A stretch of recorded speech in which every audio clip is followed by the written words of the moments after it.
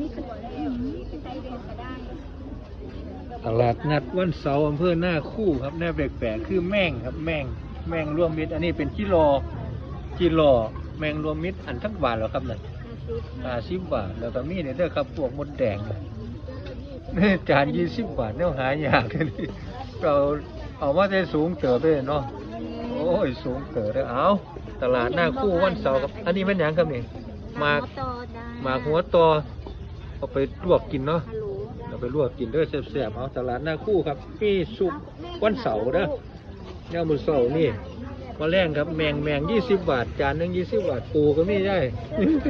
ปูก็มี20 บาทอีปูบ่ อีกระปูแมนหมดเลยครับเอาตลาดหน้าคู่เด้อคุณน่ะเลยมาหอดปลาแดกกินตวงหอมขนาดเลยโอ้ปลาแดก ปลาแดกคุณน่ะมาได้ครับตลาดวันหน้าคู่วันเสาร์ครับเนี่ยมื้อเสาร์พูดน่ะโอ้บ่อื่นบ่อยากแนวกินเด้อจบ